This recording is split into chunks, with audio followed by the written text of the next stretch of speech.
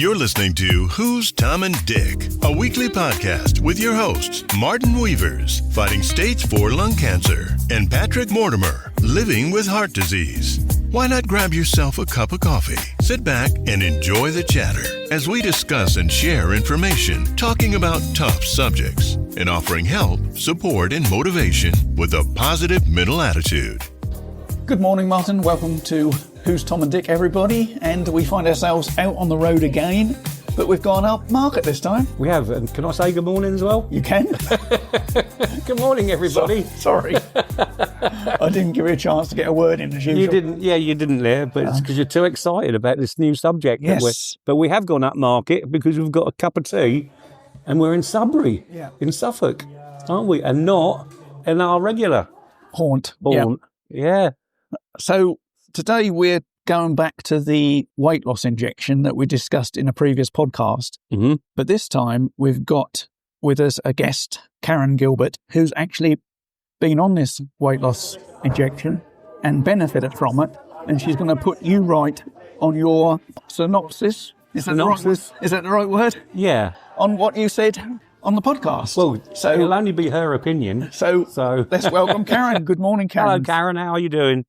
I'm very well. Hiya. Thanks very much for joining us. And thanks for getting back. Thanks for answering because you listened to the podcast. Yep. And then you had a reply. Tell everybody what the reply was. Well, I couldn't understand why you didn't ask your wife what it was like to be on it. I thought she must be very shy or maybe sick of talking about her health. No, I'm keeping it hidden now. So, but no, to be honest, I didn't even think of asking her about it. But it's nice that someone else from the public, because we don't know you, comes on and talks about it. So happy to, and you get it from a completely different perspective then that way. But so what was your answer? I said you only know by proxy because it's you've got an external perspective of it, and so it's more probably about concern for your wife, to take her off of this drug. That you were concerned because it's something you don't know and you can't feel. Yeah. And if you were in her position and made the choice she'd made for the reason she made it, I think that you would have a different.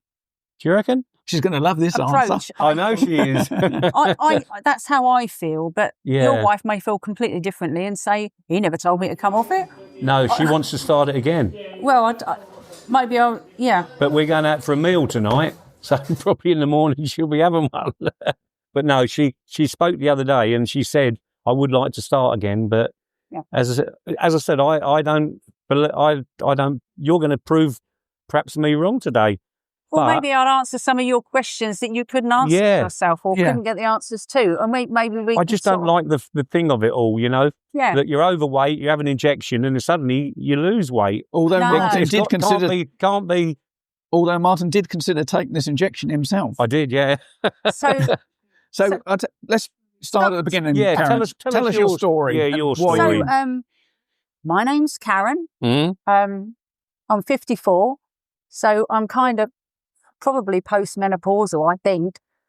And when I was younger, I was always one of those children that was an absolute beanpole, and lived my life like that, and into my 40s, always skinny, and never experienced putting on weight.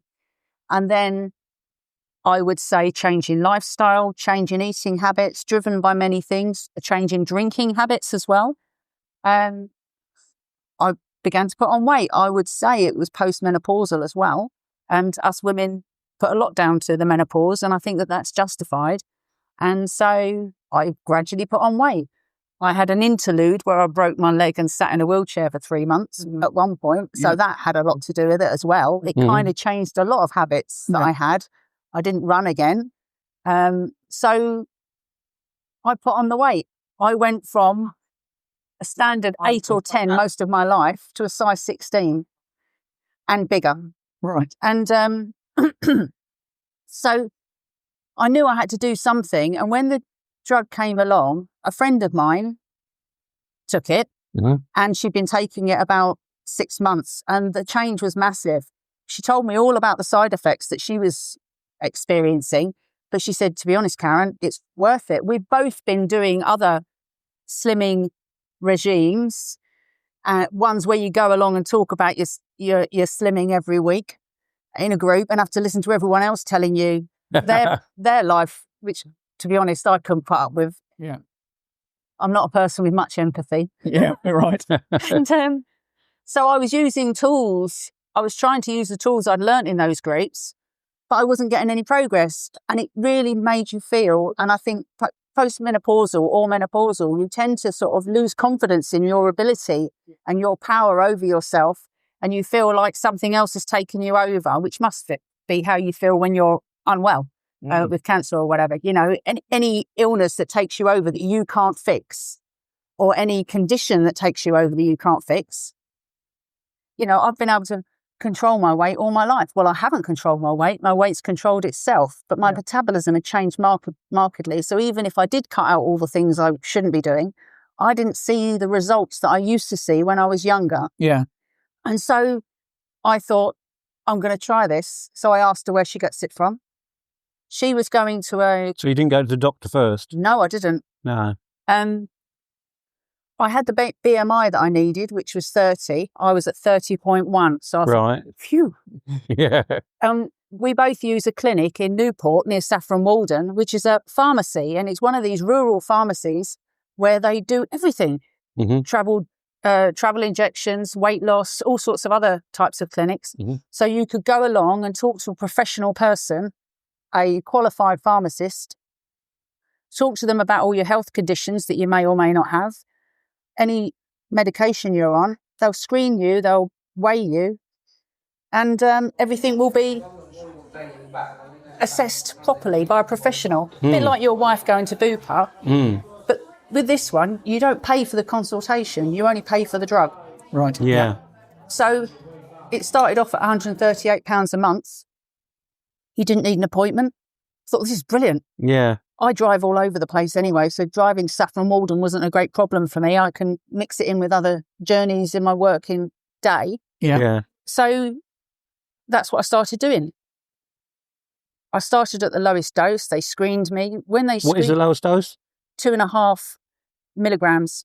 This is just for people who don't know, you see. Yeah, so I started off on 2.5, and you get these. They give you a great big box of needles. You're given your first pen. You're shown how to do it, and I went straight to a YouTube video to try and find out. I did exactly the same for my cancer ones. Yeah, it's like, what did they show me again? Yeah. So you want to make sure you get it right. You don't want to waste a dose and all of that. And so I started taking it, and within a few days, I noticed my hunger. Really? That quick? Yeah. Now, when you read articles of people speaking who have taken it, they talk about the food noise has gone away. Now, one of the things that you might do is go in your kitchen and walk past the fridge and think, oh, I'll have something. What shall I have? You open the fridge and you think, and you probably come away with cheese and biscuits or something. Yeah. You don't get that. Ah. You just don't. You actually have to remind yourself to eat. I'll go back to the advice that I was given by the gentleman. His name's Navid at this clinic. And he said to me, you must make sure you eat 3 square meals a day.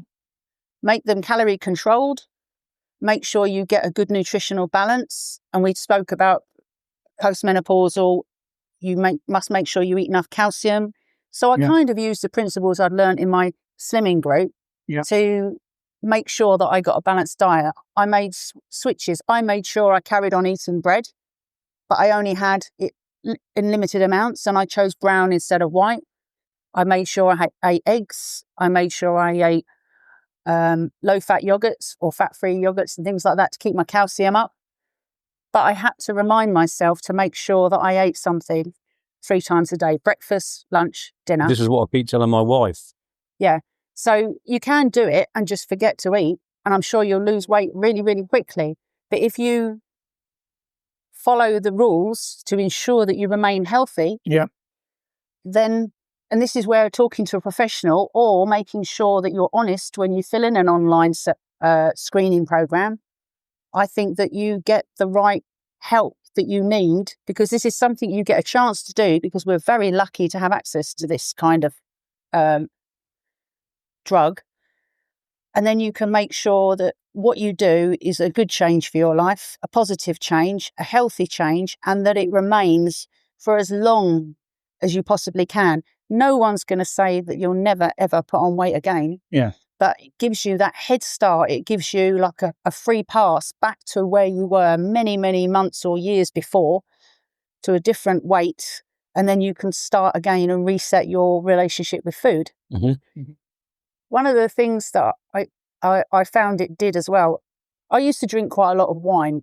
Yeah. I haven't got children, I haven't got any responsibility. I work from home a lot of the time. So if I have a few glasses of wine in the evening, it didn't matter. Yeah. But I knew it was an unhealthy habit to have at such a regular occurrence as And that does contribute a lot to weight gain, which a lot of people don't realise. Well, and I think it contributes in two ways. First of all... He's not a doctor, but he does know that. yeah, we're testing it out. It's all right, we say this every week. I've done my research. And what I found was probably when you've had a few glasses in the evening, you make even worse choices than you would when you're sober. Yeah. So you're going to eat rubbish. Yeah. You know, and you're going to make those bad choices and have, you know, things you shouldn't have that you wouldn't normally choose. So it poisons you in more ways than one. So anyway, what I found as one of the parts about the drug was it's going to cost me a tidy sum to do it. Yeah. But it made me kind of, I always call it, I got on the bus properly. And I made sure that I was committed, because I wasn't going to spend that money and then not sign up to it properly. Yeah. The other thing was, I read a lot of the side effects. And although my friend had side effects such as she felt a bit nauseous at times, that's because you're suddenly devoid of, you know, the blood sugar that you normally have floating around happily. You can get some constipation. Mm-hmm. And so she'd suffered that a bit. Headaches, but again, related to the blood sugar probably. Yeah. But some other people talked about, and we all read the media. I mean, if it's in the newspaper, it must be true.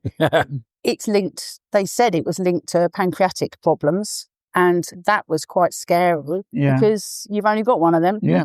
That's what worried me about it all with my wife. But what I've actually found is that when I've read lots of other articles, they've said, well, that occurrence is generally linked to health, diabetes and other issues.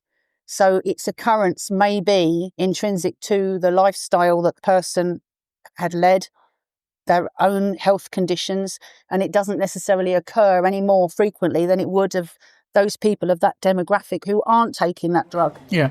So I kind of reassured me a bit, but I thought, well, not knowing that for sure is going to make me make the right choice with the alcohol as well. But what I actually found was, taking the Mounjaro, I didn't really want a drink. I mentally was unchoosing it.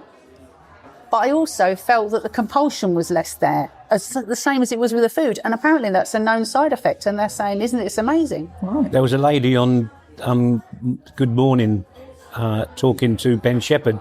She said exactly the same. Yeah, and she lots got of people find that. A really bad state of drinking. She started all this, these injections, and it stopped the drinking. But I don't think it's the same for everybody. No. Now, I drank a lot, but I didn't consider myself a compulsive drinker. But it was a choice I made every night. Now, that might be a miserable excuse for having a drink problem, but it was something it was in front of mind for me, that something I needed to fix. Yeah. And I just needed to break the habit. And what I have done is broken the habit. I'm not saying I don't drink anymore, but I don't drink as much. And I can make a positive choice rather than, you know, just defaulting, walking down the wine aisle most evenings. So that was a positive thing. I have made sure I've eaten healthily, and you go in every month and you get this review. They weigh you, they measure your height at the beginning, they measure your blood pressure as well. And that was a shocker for me because my blood pressure was very high. Someone had really annoyed me that morning. And I sometimes am short. I can be short of fuse. And my fuse was very, very short. It was down to the nub that day. So I said to them, I'm sure it's because I'm really annoyed. And but I went home and bought myself a blood pressure machine, and I found out I had quite high blood pressure consistently. Wow. And it was the lower number that was high, which is stroke risk. And so I thought, I'm really, really making the right choice by doing this. Yeah. And I've seen positives. So I started off at I was about 13.8, maybe more. Yeah. 13 stone, 8 pounds or Mhm. more. And I have now achieved less than 11 stone. Well, yeah. I researched very carefully where do I get to the bad BMI Yeah. and how do I get into the good BMI? Mm-hmm. And 11 stone was good BMI for me. Right. I think 8 stone is the lowest I should be. And I always used to be 8 stone when I was younger. But I felt that getting to 11 stone was really enough because I have to accept the fact that I'm 54 years old. Yeah. Have you got a physical job? Well, not so much as I used to. Yeah, I because you work- need a bit of, being physical, don't you? Yeah, I do have to lift things and stuff like that. Yeah. If I can't find someone else to lift it for me, if I can't delegate. But Yeah. I do a bit of running around. So I like to think I'm active, but I'm clearly not as active as I was. Yeah. When I go up hills with the dogs, I might get out of breath Yeah. before, but I find now I don't. So there have been so many positives for me. What side effects did I get? I did get some headaches. I wasn't hungry. That was a side effect. You don't think about food. You have to remember and all that sort of stuff. I was losing weight because of the choices I was making. Got a little bit of constipation. It's more like it slows you down. Yeah. Yeah. But that's easily combated. You just take a fibre gel or something like that once a day. It's a bit like, it's just That's one of of the side effects of my drug. Yeah, But I'm lucky at the moment. Yeah. So you just sort of manage it really. And you make sure you eat a really good, healthy, high fibre diet. I don't survive on bran flakes or anything, but I eat good choices. Yeah. I buy all my fruit and veg on the market and we do make sure we're good customers there, And it's just, you just try to make the right choices. And I've seen my blood pressure reduce down to well in the healthy range as a result, which I thought was great. Yeah. In my family, I've got a number of aunts and uncles on one side of the family who have all had strokes. Right, yeah. So I thought, whoa, that's one of those silent, creeps up on you kind of conditions, the risks, getting into those risk environments for stroke. You don't want to find it out the bad way. You want to step away from it. So I was pleased that I'd done that. Yeah, well, it's got to be a natural improvement because if you're not carrying so much weight around, you're not putting so much pressure on your heart, are you? Yeah. So that's just one angle. Yeah. Did that put you off food completely then? So if you were going to go out for a meal, for argument's sake? No, see, I'm a crafty one, me. Right. So I take it on a Monday morning. Yeah. And what you Is find... this weekly or monthly? Weekly, yeah. So I take mine on a Monday morning. So get me needle out, inject myself in a chubby bit of my belly. There aren't so many to choose from now, thank God.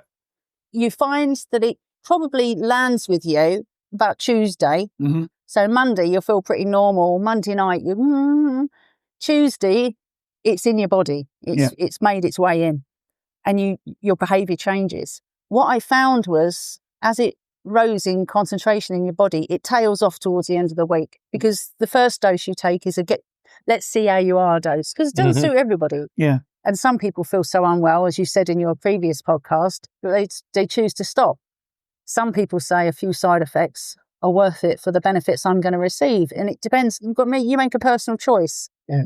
And it's not for everybody. So as it tails off, I was clever. I thought, then if I want to go out for a meal at the weekend, I can. And I won't be sitting in a restaurant pushing a pea around my around my plate, And so that's the way I've handled it. But I've also been very conscious that you've got to come off this stuff one day.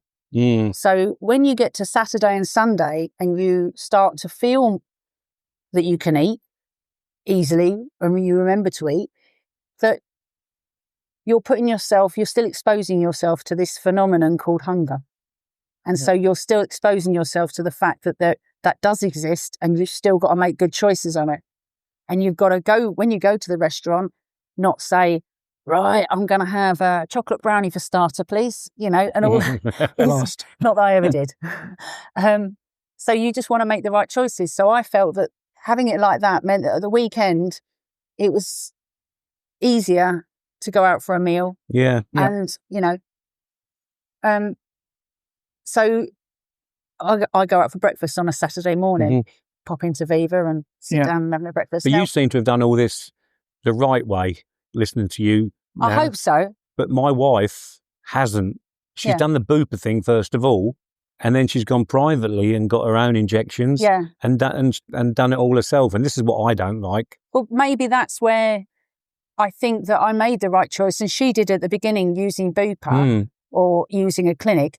The thing with my clinic is that it's free. You'd only pay for the drug. Yeah. I'm sure they get a cut of the drugs taken and everything, but you feel like you're getting a fair deal. Mm-hmm. Whereas if you go to a clinic where you pay a premium on top, and I think some of the onlines are at like 200 quid a month and that kind of thing, or were, so you're paying a lot more. So you walk away from that, and then you're losing that exposure to the advice and the answers to the questions you've got. She's got a number that she can call if she needs some help. Yeah. But she thinks she's going to do it all herself, and that's what I'm not happy with, really. Yeah. Well, maybe she could think about once a month trip up to Newport, and but just having that ability. I mean, one of the things is I have an underactive thyroid, so I take thyroxine, and one of the important things for me was to make sure that other medications I'm taking I'm advised well on. Be safe. Yeah. Will these people at Newport that you say, will they get to a point where they say to you, Karen, you need to stop now? Oh, they would, yes. Because that's what I think my wife's worried about, that because she's so slim now, she's got a lovely figure, but in her mind, she still thinks she's fat. And I keep trying to convince her that she's not. Then maybe she does need to talk to a medical professional about her relationship with her weight, her food, and her body perception. Yeah. She's done it all her life, up yo-yoed with the weight. Yeah. But I just think now she needs to, like you say, but I think she's frightened because they'll say don't have any more. Yeah, and I think if she's not still on it now, if she's very slim, then she'll struggle to get a prescription because you have to be a certain weight. Yeah. And if you're not that weight, then you aren't accepted. But then you just get it on the internet, don't you? Well, and lie about what you're doing. Yeah, well, then you're taking your health into your own hands by not adhering to the rules that are around or the conditions that are set around these drugs. Yeah. They want you to be a certain weight because they want you to be successful, because they want their product to succeed. Yeah. But they also want you to be a certain weight to ensure that you do need to take it and that you're in that BMI window that says you're now going to get health problems associated with your lifestyle and with your weight. And so, it's a real shame if she's... I just worry about the outcome of all the drug, because when you think of it, it was designed for type 2 diabetes. Then suddenly people have found out they're losing weight. Yeah. And you think to yourself, is it a miracle cure, Well, for those of us that have succeeded on it and are hopefully going to continue to succeed with weight improvement, then, it is a miracle. If you've tried hard in earnest, and I did try in earnest, for me, it is miraculous. I am so grateful to live now where I can make those choices. I remember my aunts saying to me, Karen, when we were your age, we were as slim as you. And I used to think, get off, you were never this slim. Yeah. Look at the size of you, And we just used to, us kids, we were all emaciated because that's what we were in the 70s. And we used to look at all the aunts sitting there around the table, drinking wine and playing cards. And you just used to sort of think, but they, of course, were. When I see photographs of them as children, they were exactly the same as us. So what was your max dose at your peak? I went to... well, she was still having it, hadn't you? I went from 2.5. I was okay on month 1, losing weight. So I stayed on it for month 2. Got to month 3, stayed on it, but found that my weight loss wasn't as quick. Mm-hmm. When you go month to month, I'd lost the same each time, but it's harder to do it. Yeah. So I found on month 3 at 2.5, it was a real struggle. And how long has this been going? I started at the end of February this year. Yeah. Then I got to month 4, I went to 5, stayed on that for 2 months. The 3rd month, he said to me, you're going to struggle again to lose weight this month. You will lose weight because I know you're trying hard, but this is going to be a challenge for you this month. You might want to think about going up. And I knew I was very close to my target weight, which was 11 stone. Yeah. And that last month was hard. So I went up to 7.5 for another month. When you say it was hard, as in you were you were doing everything. You thought you were doing everything, but you found that you were probably, it was harder to make the right choices. You were still making those choices, but you felt like... Eating wise. Yeah, you felt like there was a monkey on your back telling you to, oh, look, there's a McDonald's. No, not really. You know, You've got several of them. I've got a whole pack on my back. And so it was a challenge. So I still lost, because he said to me, "You've still lost it, Karen. 2 kilos a month I was losing, steady." Yeah. I'm a scientist. I did a graph and everything. I had an Excel spreadsheet, and I put my weight. Put my weight in every day. If it works for you. And I accepted the fact that some days it went up, other days it went down, because I'm a woman and I have a monthly cycle that's still roaring around my body after a fashion. And so you would get some days where you'd put on a few pounds, and another day they all just dropped off when all the retained water disappeared. It was just a case of, sometimes it was a case of saying, do you know what? I haven't done a proper long walk for a few days. I've done short walks, but I haven't done a proper long one.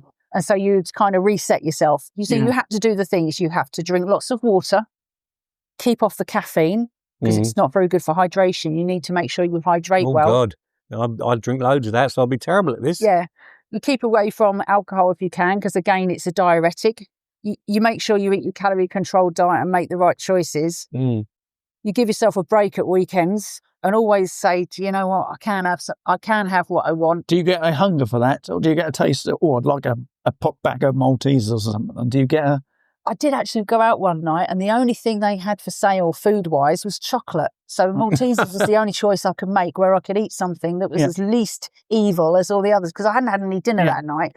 And all of a sudden we were in this theatre and I had no way of getting any food, and I thought, you know what, I'm not going to enjoy myself if I haven't eaten anything. But do you walk past those counters and, in the supermarket and see all these sweets and donuts and things and think... I just don't even go down He has to mention donuts, because I like donuts. I don't even go down them. And when when you go in the supermarket and you can smell the donuts or the hot cross buns or whatever, it just didn't even register. It doesn't make... It kind of doesn't register in your brain as, that's good food, that is. You're just too busy going to wherever it is you want to go to get what you want to get. So 7.5 milligrams was the highest dose? For 1 month I did that. For 1 month, and then you dropped down to 5? Just to get to my target weight. What's the difference in prices as you go up? I was paying 138 for the 2 lower doses. Yeah. And then the 7.5, I think that went up to about 150 or something. Yeah. But bear in mind, I'm spending over £200 on alcohol a month before this. Yeah. So the cost was no problem to me whatsoever. Yeah. I thought, I'm saving. And then just interesting to know, because people obviously come from different groups, and some can and some can't afford a... Yeah, that's right. Well, for me, I thought, what are we going to do? We're not going to drink so much alcohol. We're not going to eat so much food. The food that you do eat, for me, I think healthy food is cheaper, because you cook it yourself. Quick food isn't necessarily healthy food. No. But I'd made different choices. Like, I get home late from work, I'm hungry, I want something quickly, I'm going to get a takeaway. Yeah. Well, I'm not going to go for an Indian, I'm not going to go for a Chinese, I'm not going to go for fish and chips. I have had fish and chips, but I generally won't choose that. I'll go and get myself a shish kebab, because it's grilled chicken and salad. I generally don't eat the pita bread. I maybe have a few bits of it, but that's my choice. And that's a really healthy meal. It's grilled chicken, so you kind of make different choices. A couple of nights ago, I went and I thought, I'm going to have fish and chips. But I literally got there and I thought, Karen, don't do it to yourself. Just go and have a kebab, because you enjoy a shish kebab.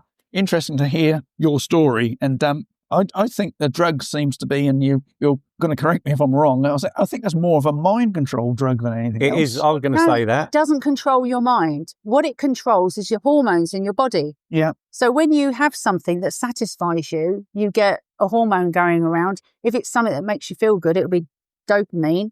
If it's something that satisfies something, I think it's serotonin. I'll be corrected on that. Yeah. I used a similar kind of help when I gave up smoking. I was a very heavy smoker, and I took Champix to help me stop, because I could not stop that habit. All right. And taking Champix, it blocks the receptors that tell you you've got something satisfying. Yeah. So when you have a cigarette, you release a drug, you release a hormone that goes around your body and goes, oh, and it's just like, Yeah. And you just relax. Well, that doesn't happen. You smoke the cigarette and it doesn't have that effect. So when you choose to stop after taking it for 2 weeks, it doesn't have that negative impact of addiction, true addiction. Yeah. See, this drug, that's another thing that I found is incorrect about what you said before. You called it an addictive drug. It's not addictive. You're not addicted to it. Well, you might be addicted to the fact that it helps you and you can make choices, you can see the benefits, but being addicted to a healthy condition is not a bad thing. My point was some people would No, it's still not. be addicted to it. Addiction is nicotine, heroin, all of those things that are physically addictive. And when you take but they're old-fashioned things, they are. That have been it's a around a long different time. word. This is new. This is your body acclimatizing itself to the drug. The drug becomes less effective. I think, And so it's not addictive. Yeah. If you stop taking it, it's not going to cause you a physical reaction to not taking I it. think perhaps if you put it in the hands of somebody who's got another illness like bulimia, something like that, then they might feel that that's the answer. Well, the for same another as reason. people who have an eating disorder. Yeah. Bulimia is when you eat too much food and make yourself sick. Right. Okay. There are different types of conditions. Yeah. Anorexia, as I understand it, is one that makes you perceive yourself to be fat. Yeah. And therefore... That's the one I was really thinking about. So it's kind of like your what you see is not what other people see. Yeah. You see yourself and go, oh, look, I'm fat. And so you make bad choices to slim yourself down and you still don't think you're thin. Yeah. Bulimia, John Prescott had bulimia. Now, he was not thin, but he used to get so stressed that he would eat, gorge himself on massive amounts of food and then go and make himself sick on purpose. And almost like you're punishing yourself. It's a bit like a type of self-harm as I understand it. And I'm saying as I understand it because I can't speak for bulimia. I haven't had it. When people are anorexic and they take loads of laxatives, they are not addicted to the laxatives. No. It's a tool that gives them what they want. But this is all mind-related, isn't it? Yes, Yeah. and that's a mental health condition. Yeah. Whereas... That's where I was coming from, I think. Really. Yeah. And I think that this is, again, it's really interesting that you've got this podcast because people who do suffer from a condition could possibly talk about it and let people into how it feels to be in that condition or to have that problem or to be going through that process. Yeah, that's quite interesting because I was watching the TV awards and Jeremy Clarkson won a prize and he kept hitching his trousers up and he apologised because he's on Mounjaro. Just started taking it. Yeah. So it's having an immediate effect on him. Yeah. Well, we're keeping tracks on a friend of ours and she's lost 2.5 pounds this week. Yeah. And so I'm keeping tracks on her to see how it goes with her. Yeah. But you still never would convince me that it's going to be, Yeah, and I think that, that's probably because of where where your brain comes from and you're I'm going old-fashioned. Yeah, possibly. Yeah. I didn't want to say it. I mean, in my job of work, I'm a scientist and I deal with a lot of drug companies and a lot of factories and a lot of processes and stuff. And they tell me about what they're designing, what they're making. And I think, God, this is amazing, Yeah. And we live in a world where there are so many solutions to health problems now. This is a tool you can use to get you on the journey to where you want to be. So did you think? Sorry, Martin. Did you think it was actually going to work for you? Yes, I did, because my friend had already tested it out. I said to her, it's a bit like AdFab when she says, go on, Eddie, you try it, see if it hurts first. and you think, that's brilliant. My friend did it. She kept me, loads of her friends were on it, loads of her family were on it because they all wanted to improve their weight. She told me how she was getting on. I gave her all that positive encouragement that girls give each other. You're looking amazing, you're looking great. Look at you saggy waistband, and all of those things. I mean, that's the only downside of it. When you say that it might be too expensive for people, the bit that is expensive is giving all your lovely clothes to the charity shop over the road, and they've done very well out of me over the last 6 months, I think. Right. And I've had to go from some things were a size 20 or an 18 or a 16. I've had to go down to size 12 and 14. Now, I threw all those things away 2 years ago. I thought, I'm never getting in them again. And they all got chucked in the bin or into the charity shop. And I've now had to go out and buy things to replace things that I know I threw away 2 years ago because I couldn't see myself achieving this. Yeah. And here I am, Yeah. size So my 12. wife puts her clothes under the bed Yeah. because she yo-yos so much, Yeah. and then she'll bring out the ones when she needs to. But Yeah. at the moment, she's on the slim ones, Yeah. but itching to have this bloomin' But you can, injection that's in the fridge still. yeah. So if you can stay on, some people I know who have health conditions associated with it, like diabetes, are still on the drug and have been on it for a long time. But they've been people that have said to me, my eating habits are terrible, Karen. Yeah. I eat beige food. I like chips and bread and all this stuff. And I don't change the way I eat. But this helps me not do it so much. Yeah. And, they have to sort of begrudgingly eat the stuff their wife puts in front of them, and they don't like vegetables and they don't like this and they don't like that. So, some people do need it as a prop to help them keep away from the kind of choices that they're making. And so it is really supportive for certain people. And if they're diabetic, they are people that have a weight problem, they'll have a blood pressure problem, they'll have diabetes, they'll probably have a cholesterol problem. It's like a badge.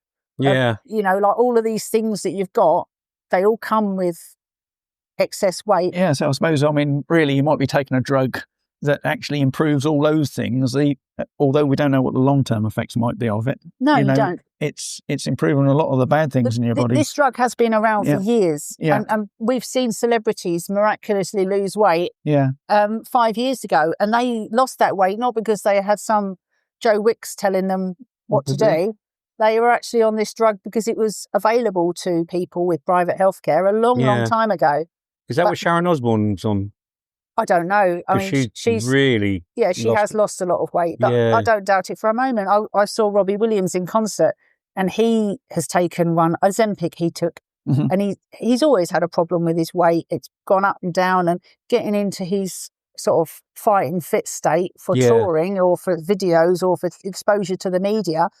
He wanted to get rid of that weight, and so now he takes Ozempic, and I understand he's on it all the time because it helps him make those good choices. And so they put you on long term, they put you on a maintenance dose, and you can stay on that maintenance dose as long as you walk through the door with the right BMI at the beginning and qualified for the condition that they require. So what are these four? There's four things, isn't there, that you have? There's 5 actually. Yeah, the BMI. I think you've got to have a BMI of over 30 for where I went. Diabetes. Diabetic, high cholesterol. Yeah. Heart problem. Heart condition. Yeah. And high blood pressure. And high blood pressure as well. But that's what you go to the doctors, and if you've got all those, he'll put you on it, won't he? Apparently, if you've got a BMI of over 40, I think it is, which is really, obese. Yeah. I think you're getting into morbidly obese then. Yeah. And you have 4 of the 5 conditions, as well as being morbidly obese, then you can, as I understand it, get signed up to this drug. But as I understand it, the doctors think that will therefore affect a very small proportion of all of their patients on their list. Yeah. I think that the government generally understand that a lot of people are finding this financially accessible. It is financially accessible for quite a large number of people, not for everybody. And it is a shame that it can't be cheaper, and it's actually gone up in price as well. I think that what was £138 now will cost me about £160 next time. And that's a shame. Yeah. But still, I am still saving money compared to what I used to do. And I am still on the journey that I started on, and I'm still heading in the right direction. For the NHS, if they're saving on stroke patients, heart attack patients, obese patients, diabetics, by reducing all of that in their bodies, they're going to make a huge saving at the other end. They will. It's like stopping people smoking. Yeah. The cost of Champix was probably massive. Yeah. But the door it opened for people to make the right choice and to improve their health horizon, really. But one of our podcasts looked at the price of drugs, and in the grand scheme of things, £160 a week is nothing, is it? Well, no, it's per month. This is per month. A month is nothing, is it, compared with some of the drugs? No. One big question that probably will be interesting to our listeners is, what advice would you give someone considering to start a weight loss injection scheme? Well, I personally would encourage them talk to a medical professional. Yeah. You may not wish to talk to your doctor. You might want to talk to a pharmacist. So there are places out there where you could talk to someone. I believe that Boots do an online service where you get access to help. And if you're on that service, I'm sure you can walk through the door and they'll give you a good talking to if you and answer any questions you've got. Yeah. So I assume that they do the same service, and there will be other people that do the same service as I did. But I think it costs a bit more with Boots than it does with this clinic that I'm using by quite a considerable sum. So I would encourage them to speak to a medical professional. If you don't fit the criteria, then there's probably a reason why you shouldn't be taking it. It is a shame because if you're just under the BMI, you gotta eat crap for a week, you know, and then walk through the door again. And that's what I said to them when I was just in the BMI. I had the right BMI, 30.1 I was, and she said, "Well, you're only just in," and I said, "There's in or there's not in. Yeah, I'm in. So let's just end the conversation there, or I'll see you after a week at McDonald's and we'll see what state I'm in then." And she sort of chuckled and she said, "No, you're fine. You can have it."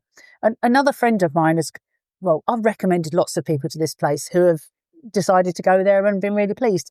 And another friend of mine, she said, "I'd like to do what you're doing, Karen." And I said, "Well, go and see this guy and see what he says," because again, other health issues were of concern.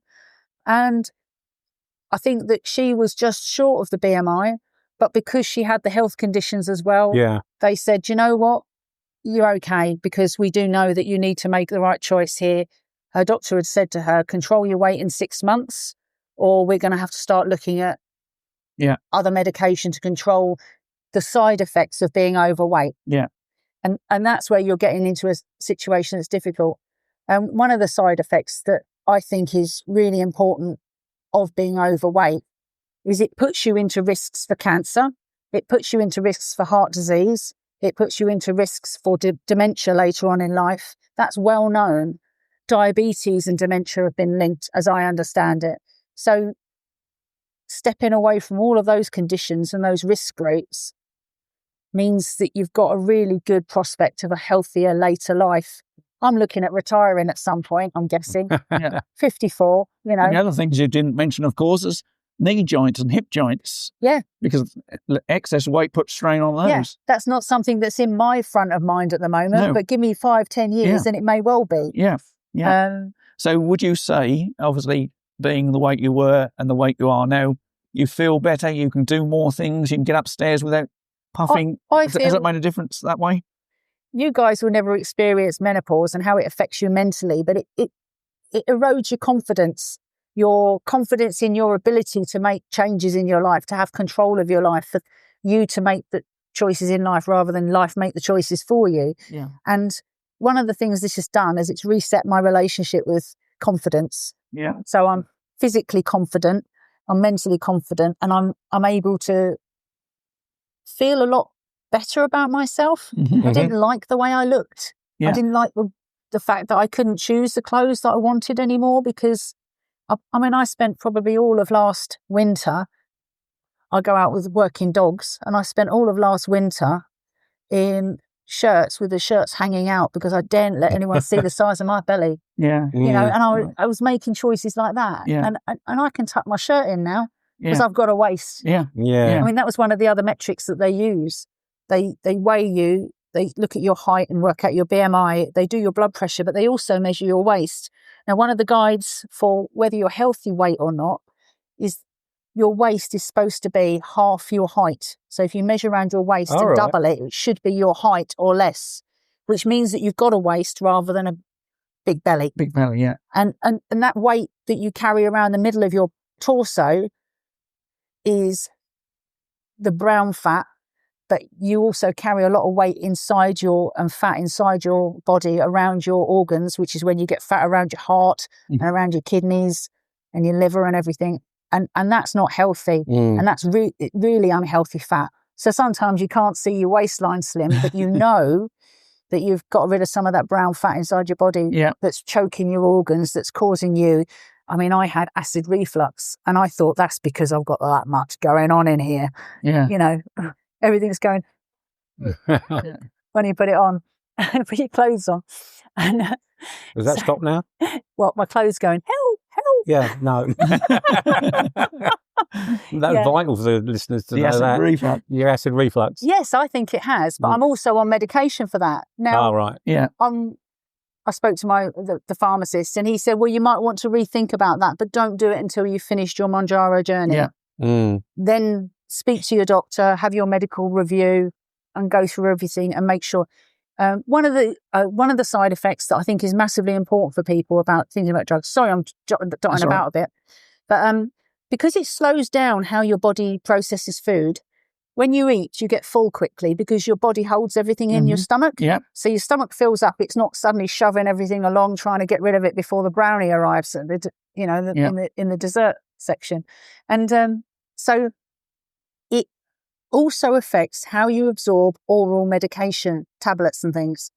And so I take thyroxine. So I have to take my thyroxine slightly differently. I have to make sure that I leave a long enough gap between my thyroxine and my morning cup of tea to make sure that the thyroxine can be absorbed because it's going to sit there.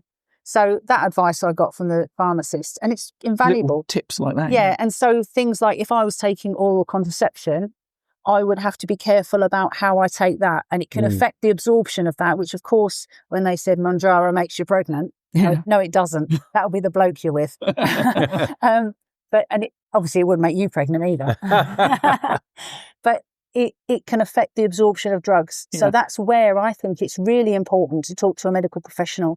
So talk to your doctor, talk to your practice nurse, or talk to a pharmacist, and they can tell you how all those drugs together can be taken in the right way without you causing a problem, especially if that medication you're taking is vital for your existence or your good health. Yeah. So there's so many things that are much better if you talk to a medical professional and they can guide you. When you come off it, they can guide you. That when we talk about the dose that I was on the 7.5 for 1 month, and then I've gone down to 5. Now I'm on 2.5, and next month I'll probably go on to like half of 2.5. So I'll take half doses. Yeah, and I might stay on that for a couple of months until I reset how I exist in life, and it may be a really low dose, so it's hardly noticeable. But what I'm doing is reintroducing myself to life without Mounjaro. Yeah. So that's what I was going to say. For your future now, what is your plan? Is it, and when you get to that weight, how are you going to keep it off? Well, that I am already at that weight, and I've already kept it off for 6 weeks now. So give me a clap. Yeah, well done. Yes, well done. Yeah. So. But I'm already dropping down in dose. And so I'm introducing myself to more days of the week when the dose is so low, it's probably hardly noticeable to my body and to my mind. So I'm re-exposing myself to food noise. To this food noise thing that they talk about.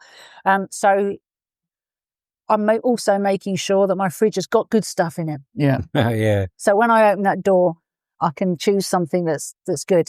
And you're just trying to reset how you eat and get back to where you were before. Because let's face it, when we're fat, it's because we've ate too much and done too little. Yeah.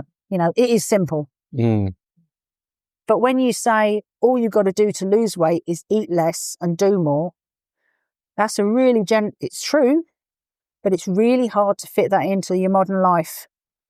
I don't have time to go to the gym. I don't wish to make time to go to the gym because I have other things I need to do. I want to incorporate the exercise into my life.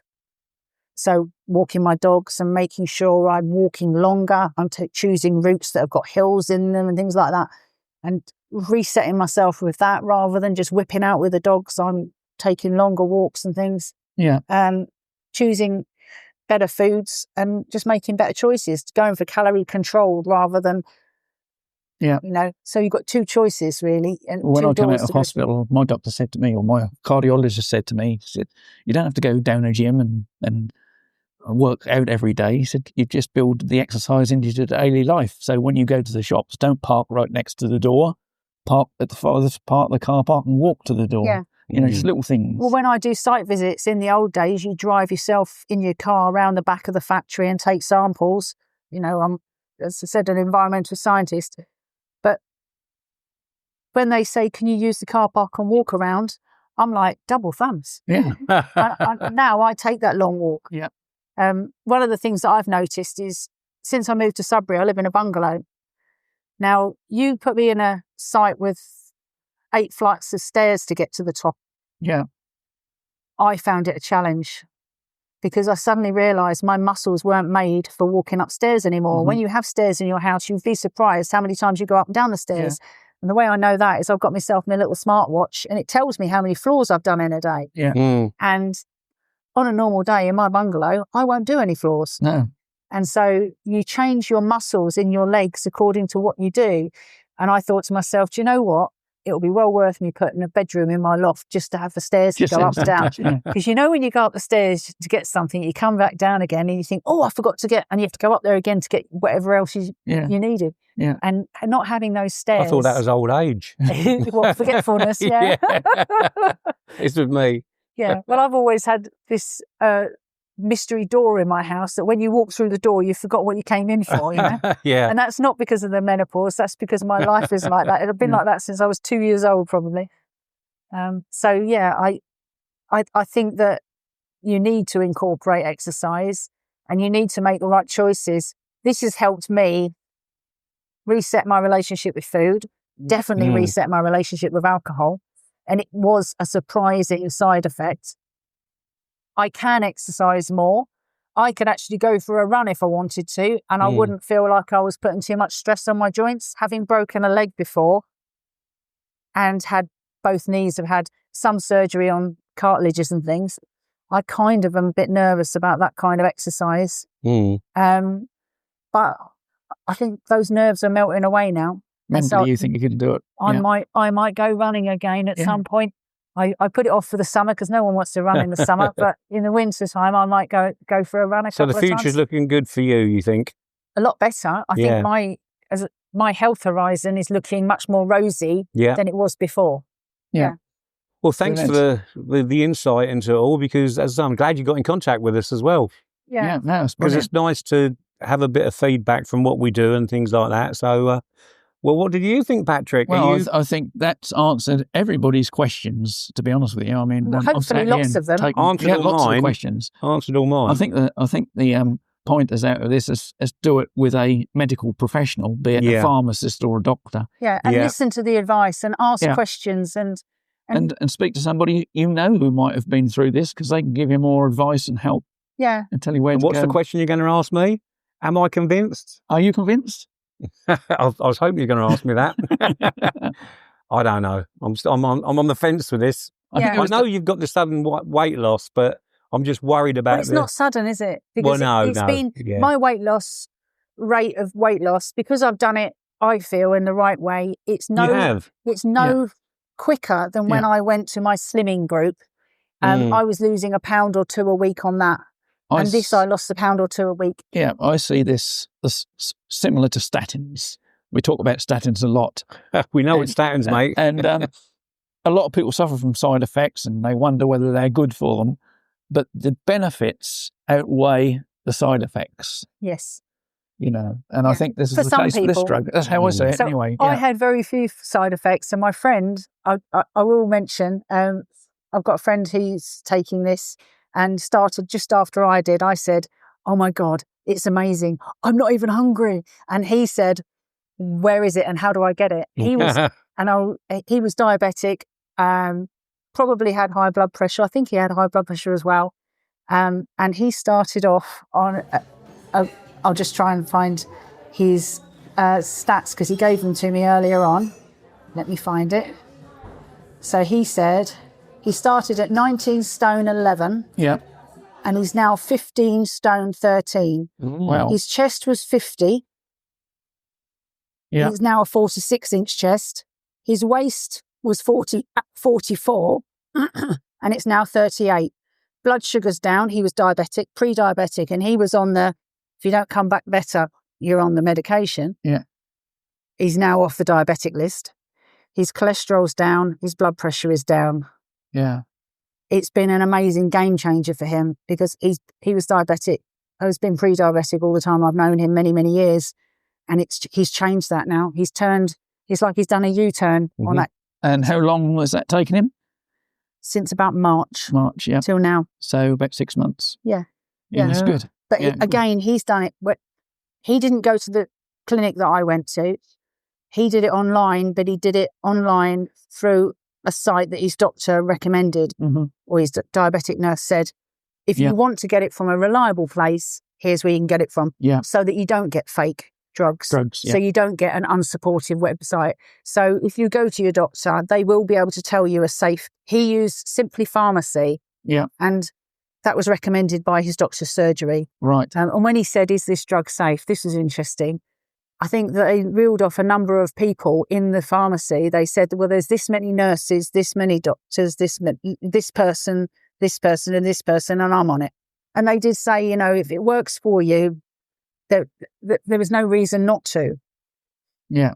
Because it could help you. Yeah. And it did make a difference to him, a massive difference. And we both had to purchase loads of new clothes. Weight is a huge problem for the medical sector. So if I start now in February, I'll be a new man. Yeah, well, you won't be a new man. You'll be a new shape. Yeah, I think, well, mine's deceiving. I've asked if I could go on it, only because I felt that I don't feel as fit as I was, because I used to be a football referee, used to be running around. But then the doctor says, well, you're on all these drugs. The drugs. And he reeled them off, and he said, they'll all make you put your weight on. So, but so I'm fighting against me drugs. If he says it's safe to do, give it a go. This was on the chemotherapy. Yeah. Now I've got to find this new drug. Yeah. It's because I had to have a special antibiotic for my chest infection because I'm on this new thing. So I'm going up Tuesday. So I'm going to investigate on Tuesday about it. Ask them. And but you'll already be seeing a medical professional. And if they say it's okay for you to do, then it's a choice that's open to you. Well, I've got three of the things. I've got high blood pressure. I haven't got the heart problems. Yeah. Type 2 diabetes. Everybody knows someone who's had a stroke. High cholesterol. Yeah. Everybody knows someone who's had a stroke. And if you've seen someone with a stroke, you know that it's life-changing. You can recover, but you generally have something that you bring with you. And to stop that happening, it could happen to anybody, is a godsend, I think. Yeah. So we all have control of ourselves. But brilliant. No, we've enjoyed a little bit of help every now and again, I do. Yeah. Definitely. Yeah. Well, Patrick. Yeah, that was brilliant. That was fantastic. I'm waiting for joke of the week. Oh, you won't get one. When someone comes on, I don't do it. That's like relief. We don't get a joke of the week when somebody comes on. I mean, like relief. We get more listeners. I really enjoyed it, guys. Thank you very much. And I would thoroughly recommend to anyone listening. Yeah, thanks very much for coming and joining us. Yeah, thanks for joining us. And, maybe we can speak to you again about something else. Yeah, you never know. Well, there you go, guys. Yeah, thanks very much for listening, everybody. There's a lot of important information in that. A lot to take in there. Yeah, a lot to take in. And I think, that should be able to guide you in the right direction. Yeah. Yeah. Okay, then. Thanks for listening, everyone. Thanks, Karen. See you next week. See you next week. Bye. Bye. You've been listening to the Who's Tom and Dick podcast with your hosts, Martin Weavers and Patrick Mortimer. If you enjoyed this episode, please subscribe to the show on Apple, Spotify, or your favorite streaming platform. New episodes are available every Friday. Thanks for tuning in.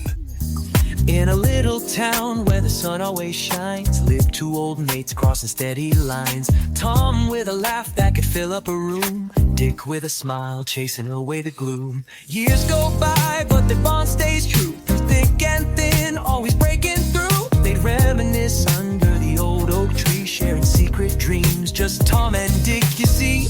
Old mates, forever in sync. Stories to tell and a drink to link. Through laughter and tears, we rise and we fall. Every moment together, they cherish it all. Tom and